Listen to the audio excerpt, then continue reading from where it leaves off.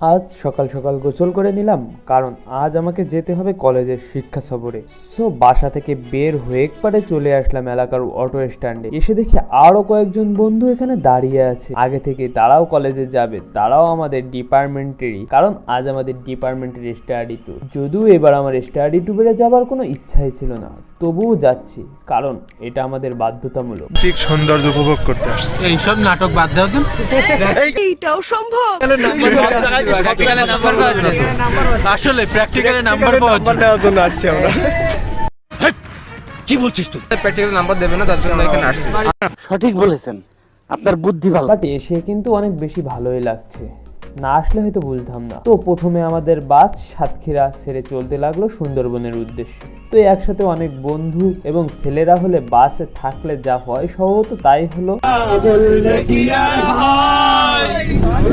হুল্লোড়া নাচ গান মজা করতে করতে দেখি চলে এসেছি নলতা ইউনিয়নে, এবং বাস এখানে যাত্রা বিরতি দেয়। স্যাররা বলে নলতা যখন এসেই দাঁড়িয়েছি তখন নলতা মাজার শরীফটা একটু সবাই ঘুরে আসি। তো এটা হলো খান বাহাদুর আহসানুল্লাহের মাজার শরীফ। যদি কেউ এই পথে অর্থাৎ সাতক্ষীরা ভ্রমণে অথবা সুন্দরবন ভ্রমণে আসেন, অবশ্যই নলতা মাজার শরীফ আপনাদের জন্য রেকমেন্ডেড। আশা করি ভালো লাগবে। তো বাস আবার যাত্রা শুরু করলো, আবার যা হবার তাই, নাচ গান মজা করতে করতে এবার এসে পৌঁছলাম কাশনিলা ইকো ট্যুরিজমের সামনে, এবং এলাকাবাসী আমাদেরকে জানিয়ে দিল এখান থেকে বাস আর সামনে যাবার সুযোগ নেই। তো আমরা এখান থেকে নেমে ইজি বাইক ভাড়া করলাম।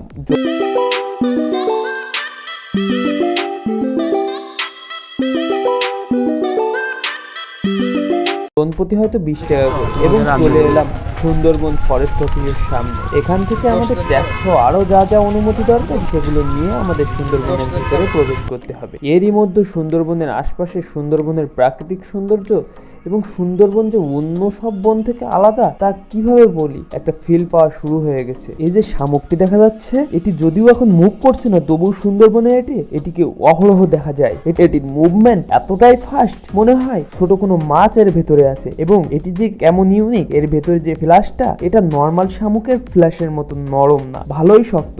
যা হোক, নৌকা চলে এসেছে, এবার খাবার পালা। সব খাবার দাবার জিনিসপত্র একে একে নৌকায় তোলা হলো, কারণ আমরা নদীর মাঝে আমাদের খাওয়া দাওয়া শেষ করব, কারণ পরে আর খাবার সুযোগ থাকবে না। খাওয়া দাওয়া ট্যুরে ভালোই ছিল, স্বাদও ভালো ছিল। খাবার পরে অবশ্যই নষ্ট প্যাকেট নৌকাতেই রাখবেন। যাই হোক, নদীতে চলতে চলতে প্রায় 40 মিনিট পরে পুরো পথে আমরা অনেক বাঘ খোঁজ করলাম, কিন্তু বাঘের কোনো দেখা পেলাম না, কারণ সুন্দরবনে বাঘ মামার সাথে দেখা করার থেকে ডুমুরের ফুলের সাথে দেখা করা অনেক সহজ, আর এর জন্য হয়তো আমরাই দায়ী। যাই হোক, এবার আমরা গান গাইতে গাইতে এসে পৌঁছালাম কলাগাছিয়া ইকো ট্যুরিজম কেন্দ্র, আর এটাই হলো সাতক্ষীরার সুন্দরবন। আর এখান থেকেই পশ্চিমাঞ্চলের সুন্দরবনের শুরু। যদিও বাঘের দেখা পাইনি, কিন্তু নৌকা তীরে ভিড়তে না ভিড়তেই দেখা পেয়ে গেলাম শত শত বানরের, যারা আপনার কাছে থাকা খাবার সহ অনেক মূল্যবান জিনিস নিমিশে ছিনিয়ে নিয়ে যেতে পারে। তাই ঢাকার কমলাপুর, গুলিস্তান কিংবা সদরঘাটে আপনি যতটা সতর্কতার সাথে বেড়ান, তার থেকে এখানে বেশি সতর্কতার সাথে বেড়াবেন। এই এক প্যাকেট মুড়ি দেখছেন, এই মুড়িটা আমার বন্ধুর কাছ থেকে যেভাবে ছিনিয়ে নিয়ে এসেছে দেখাতে পারলে বোঝা যেত। যাই হোক, এরা এখানকার প্রাকৃতিক জীব এবং অবলা প্রাণী, এরা এখানকার প্রকৃতিকে বাঁচিয়ে রেখেছে, তাই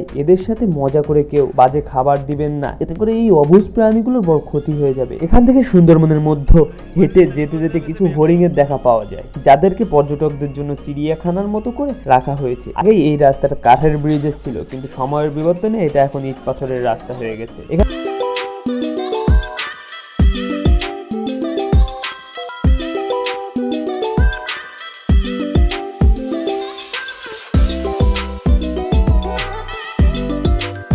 এখানকার পরিবেশটা ছবি তোলা কিংবা বুক ভরে নিঃশ্বাস নেওয়ার জন্য জাস্ট ওয়াসাম। চারপাশে ম্যানগ্রোভ ফরেস্ট, লক্ষ্য হরিণের পায়ের ছাপ আসলেই মনোমুগ্ধকর। গাছগুলোর শ্বাসমূল কেমন করে মাটির উপরে ভেসে রয়েছে, দেখতে অসাধারণ। এই পথে হাঁটার সময় বাঘের দেখা পাওয়া যায় না, এবং দেখা পাবার আশা না করাই উত্তম। এখান থেকে উঁচু একটি টাওয়ার আছে, এবং যার উপর থেকে লক্ষ লক্ষ গাছের সমন্বয়ে বাংলাদেশের প্রাকৃতিক দুর্যোগের হাত থেকে বাঁচানোর হাতিয়ার গুলোকে দেখা যায়, এবং ইটস জাস্ট অসাধারণ। চোখ জোড়ানো প্রাকৃতিক সৌন্দর্য, না আছে কোনো কোলাহল, না আছে কোনো যান্ত্রিক শব্দ, শুধু বন্য পশু পাখির কলরব। এখান থেকে নেমে আরো কিছুক্ষণ হাঁটাহাঁটি এবং ঘোরাঘুরি করে চলে এলাম আমাদের নৌকার কাছে। এসে তো আমরা সবাই হতবাক, ভাটার টানে পানি নেমে গেছে বহুদূর, এবং নৌকাগুলো ঘাটে ভিড়তে পারছে না। তো কি আর করা, মাটির মানুষ, আমাদের মাটি লাগালে কোনো অসুবিধা নাই। আমরা এমন মাটি অনেক লাগিয়েছি। নেমে পড়লাম সবাই খোলপাতুয়া নদীর বোধ কাদায়, এবং গিয়ে উঠলাম নৌকায়। এটাও ছিল এক নতুন অ্যাডভেঞ্চার, এক নতুন অভিজ্ঞতা। পরন্ত বিকালে আমাদের নৌকা ফিরতে থাকলো ঘাটের দিকে, এবং এরই মধ্যে